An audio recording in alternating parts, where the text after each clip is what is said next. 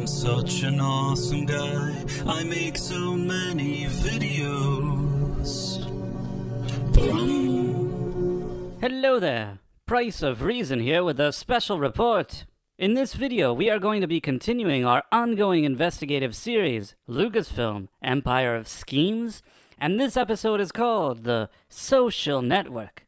As usual, I would like you all to know that this video contains my own personal analysis peppered with satire based on certain facts that I've collected. At the end of the day, though, it's up to you to decide if you agree with my analysis, as the analysis itself isn't fact, it's just an opinion based on facts. Also, please don't bother any of the people that I mention in this video in any way, as my intention here is solely to shine a light on a much bigger issue in Hollywood these days. With that out of the way, let's begin. During episode 1 of my series, which is linked in the video description below, we were able to establish the following theory. Obscure journalist Germain Lucier inexplicably broke the story of Gina Carano's firing after potentially discussing the matter with somebody inside Lucasfilms for months prior. If true, this would mean that the firing of Carano could have been planned and premeditated by Lucasfilm, potentially due to Gina Carano's right-leaning views. Lucier's exclusive scoop also doubled as a hit piece on Carano, with seemingly inaccurate and misleading information designed to make her look bad. This may have been based on specific guidelines given to him by somebody at Lucasfilm. Germain Lucier's possible connection to Lucasfilm appears to have been removed from the official StarWars.com website's search engine, owned and operated by Lucasfilm. A portion of the podcast interview where Lucier discussed the firing of Gina Carano has been mysteriously redacted, although we don't know why, or by who. With all of these findings, the big question for me now was, if Germain Lucier was indeed acting on behalf of Lucasfilm, who was his main contact at the company? Even though Lucier had already blocked me in 2021 after I had expressed concern about his relationship with Lucasfilm, I decided to examine his Twitter profile through an incognito tab. At the time of the making of this video, Lucier had been following 966 people, which was a very wide net to research. In order to narrow it down, I decided to enter Lucier's Twitter handle into Twitter Circle, a site that shows interaction between different Twitter accounts based on publicly available data. Now, before we go any further, I want to say that this tool is far from being scientific, and it could also be glitchy and unreliable at times. Still, perhaps looking at Lucier's public interactions would at least point me in the right direction. Indeed, as I was looking through the results, one account name that popped up in his circle caught my eye, as it belonged to an executive at Lucasfilm by the name of Pablo Hidalgo. Obviously, seeing the name of a Lucasfilm executive there didn't imply anything at all, at least, not yet. So I tried visiting the Twitter page of Pablo Hidalgo, but then there was another interesting development. Hidalgo's Twitter page was both private and by invite only since October 2019, well before the firing of Gina Carano. I then verified that Lucier was in fact following Hidalgo's private account by locating him within his contacts. Therefore, I believe that if Germain Lucier had been invited or allowed to be a part of Hidalgo's approved followers, that at the very minimum, Lucier and Hidalgo had some type of existing rapport. In addition, I was also able to locate a separate public Twitter account for Pablo Hidalgo, and Germain Lucier was following that account as well. So just to clarify, Lucasfilm executive Pablo Hidalgo had two active Twitter accounts, one public and one private by invite only, and Germain Lucier was following them both. But in order to fully understand the significance of this discovery, a few big questions would need to be answered. Why would a Lucasfilm executive need both a private and public Twitter account? And just who was Pablo Hidalgo, and what was his role at Lucasfilm? In order to answer that question, we would once again have to jump back in time, to when George Lucas was still the owner of Lucasfilm. In the later years of his tenure up to the sale of Lucasfilm to Disney, 3 hires were made at Lucasfilm which I believe would in many ways shape the company's future. 2 of those hires were personally made by Lucas himself, with the first one being Dave Filoni. In 2005, George Lucas was just wrapping up his prequel trilogy with the movie Revenge of the Sith. It was at that time that he decided to make an animated series called The Clone Wars. Impressed with the work of Dave Filoni on Avatar: The Last Airbender, Lucas personally met with Filoni and hired him to join his team. The relationship with Filoni ended up being a fruitful one, where in many ways, Lucas served as a mentor to Filoni on the well-received Clone Wars series and helped him grow as a creative executive within the company. The second of Lucas's hires happened in 2012 when he appointed Kathleen Kennedy co-CEO of Lucasfilm.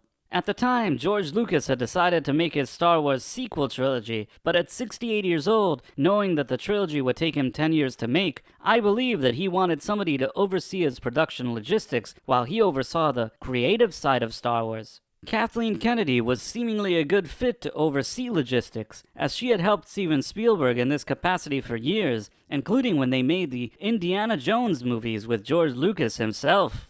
The third key hire during the later years of Lucas's tenure wasn't actually his doing personally, but nonetheless, in my opinion, it would also significantly affect the trajectory of the company until this very day. That hire was the lesser-known Pablo Hidalgo.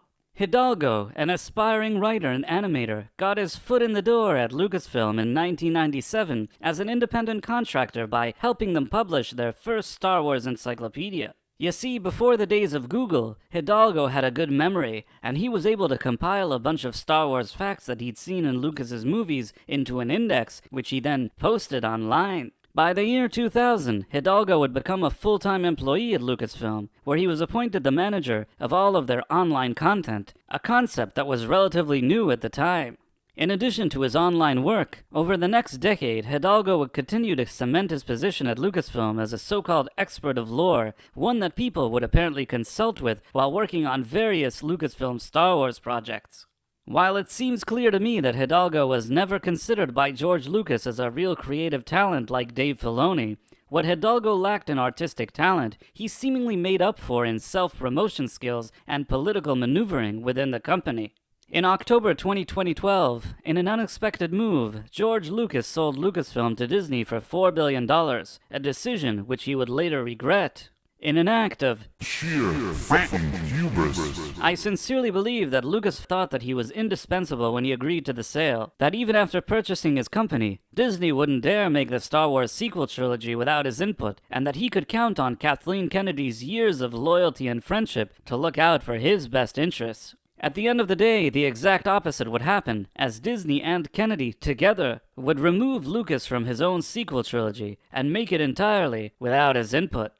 Upon getting rid of Lucas, Kennedy, who was now sole president of Lucasfilm, seemingly became more interested in trendy social agendas, specifically radical feminism.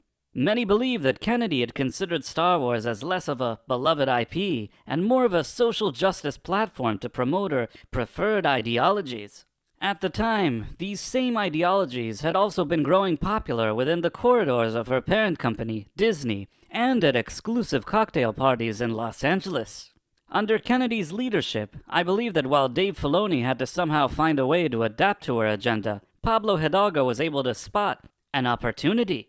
By embracing Kennedy's agenda enthusiastically, it seemed that Hidalgo was able to significantly raise his profile within the company. So much so that when Kennedy put together the newly formed Lucasfilm Story Group, headed by Kiri Hart, Pablo Hidalgo, who had never written any noteworthy stories, was given a seat at the table. Now if you're wondering, what does the Lucasfilm Story Group even do? I'm quite sure that if you asked Kennedy, she would tell you that they ensure that there's an overall cohesive story that covers the entire Star Wars franchise and keeps it unified, or some nonsense like that. I say nonsense because with so many canonical errors with all of the Star Wars properties during her era, this group is either incompetent or doesn't actually do what Lucasfilm officially claims. Based on a video that was once foolishly uploaded by Lucasfilm themselves, it appears that this so-called story group sits around with a chalkboard and talks about agendas they want inserted into their content. The agendas are then relayed to the content makers, who are then responsible for implementing them into the story. In 2015, even though Kathleen Kennedy lacked the creative vision to run Star Wars and director J.J. Abrams was a hack, The Force Awakens was a huge box office success. In many ways, though, this success was misleading because at the time, Star Wars was the biggest IP in the world, fan goodwill was at an all-time high, and audiences were craving a new installment of the franchise. In a nutshell, even if the movie had been Yoda sitting on his toilet telling stories for 2 hours, it would have also likely been a hit. Even Disney CEO Bob Iger had also seemed blinded by The Force Awakens' $2 billion box office haul. So much so that he didn't realize that Kennedy didn't have a cohesive plan for the sequel trilogy, which would eventually become a major issue.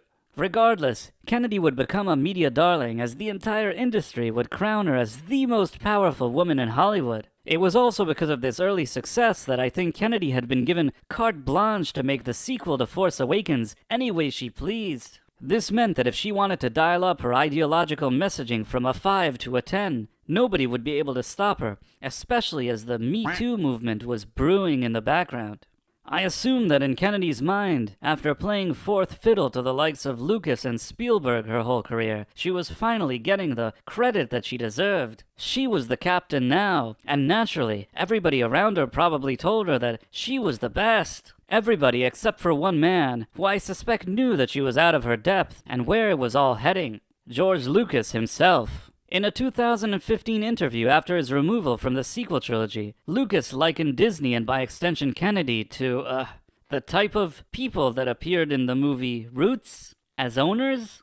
Sorry, I'm trying to keep this video PG. He would of course walk back this statement, likely due to legal reasons, and say that he misspoke and that Disney and Kathleen Kennedy were doing a heck of a job. For the next few years, the overall public perception of Kennedy and Lucasfilm was mostly positive, but in 2017, this sentiment would come to a screeching halt. The Last Jedi, which at the time had been one of the most highly anticipated films of all time, ended up being extremely divisive and alienating many longtime Star Wars fans. While The Force Awakens had teased the return of Luke Skywalker in the film's final shot, The Last Jedi, its direct sequel, was supposed to have been Luke's triumphant return to the franchise. Regardless of how you feel about The Last Jedi, there are 4 facts about it that cannot be disputed.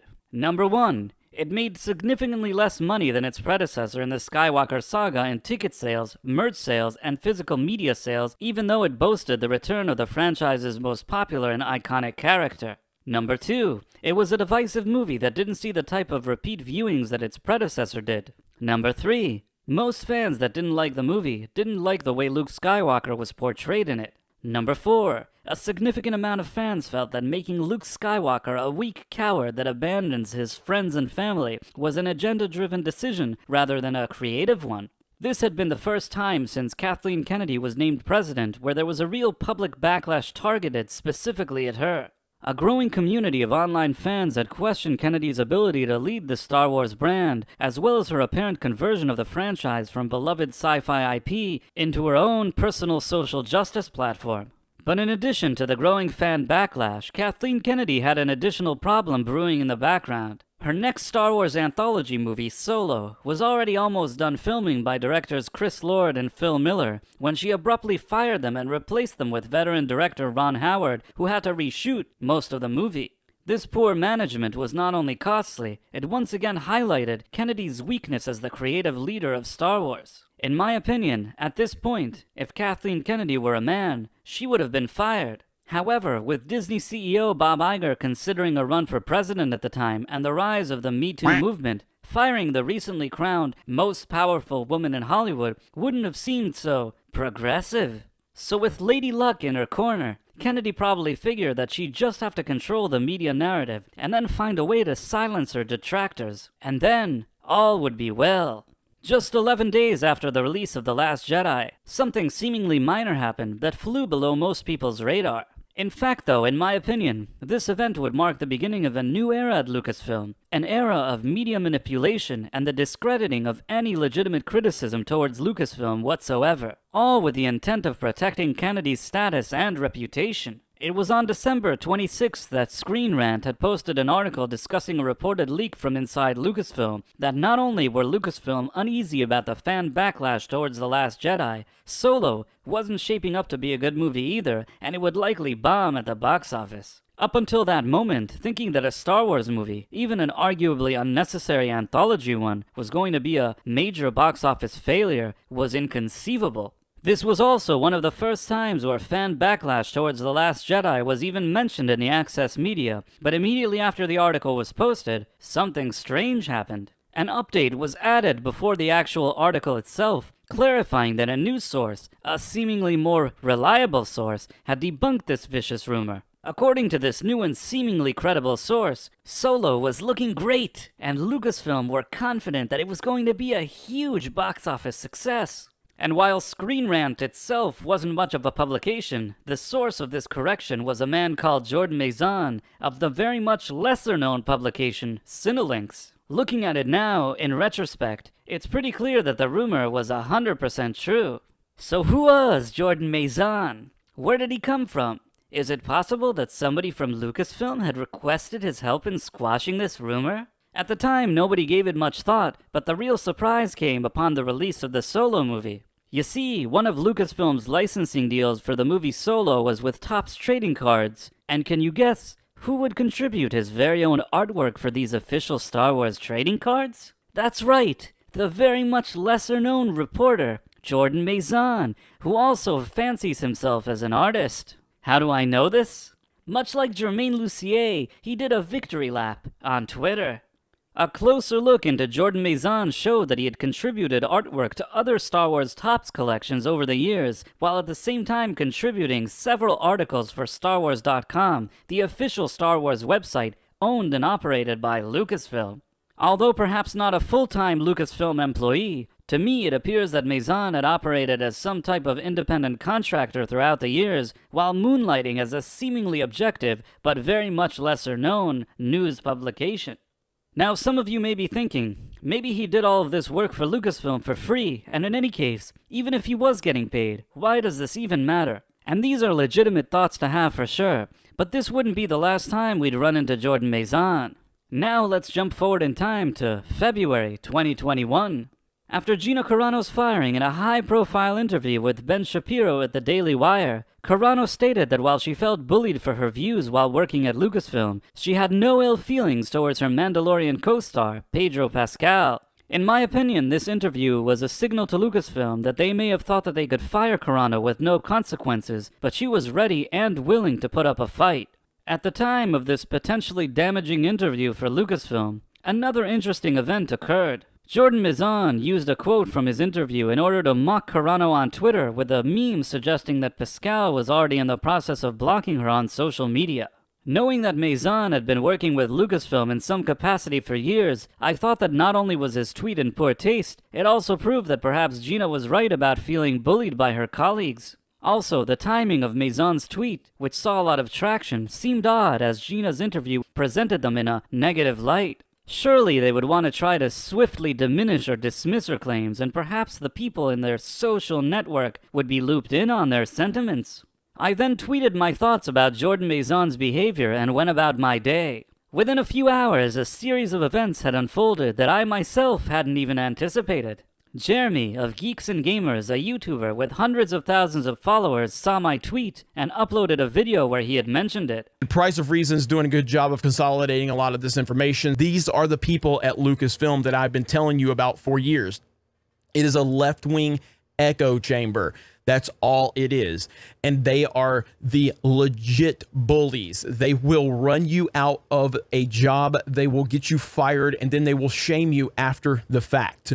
Over 68,000 people watched this video, and I suppose that this was brought to Jordan Maison's attention. That is likely why Maison then screenshotted my tweet and made some dismissing remarks about it, implying that he didn't actually have a working relationship with Lucasfilm. This irritated me, as in my tweet I had suggested that he was a Lucasfilm writer and stooge.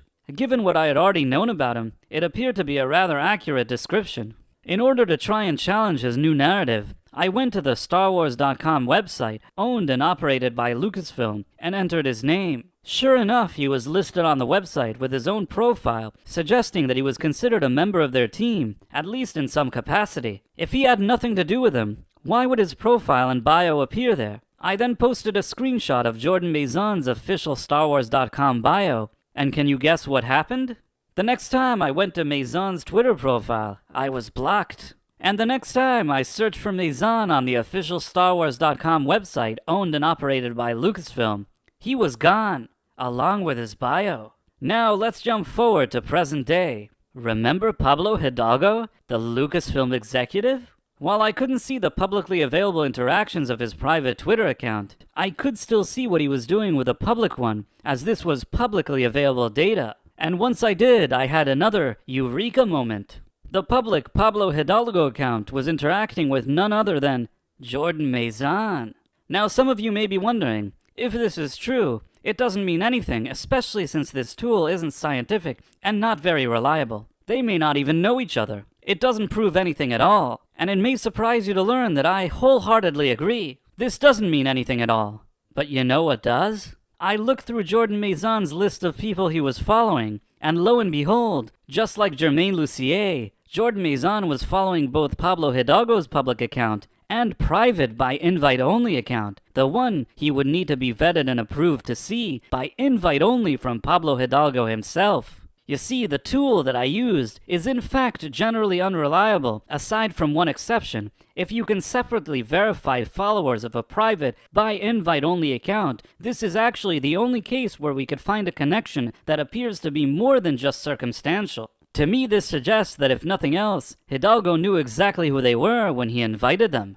So let's take a look at the picture that we have. Pablo Hidalgo is a top executive at Lucasfilm, a member of the story group that Kathleen Kennedy had assembled in 2013. Both Germain Lucier and Jordan Maison follow his private by invite-only account. Both are so-called reporters, and both have seemingly stepped in to push a Lucasfilm-friendly media narrative on separate occasions. Both, at minimum, have seemingly been getting special access to Lucasfilm personnel and perks that may or may not be financially beneficial to them. I called out both on Twitter on their special relationship with Lucasfilm. They both then blocked me. Both were searchable on StarWars.com, owned and operated by Lucasfilm. Both disappeared from the StarWars.com search engine after I had mentioned their ties to Lucasfilm on Twitter. And some people would still argue that this is all a coincidence. And I suppose that could be true, but there is one final bit of information that could be relevant to the conversation. Pablo Hidalgo may be story group now, but do you know what project he helped launch and was involved in for years? That's right, the official StarWars.com website, owned and operated by Lucasfilm.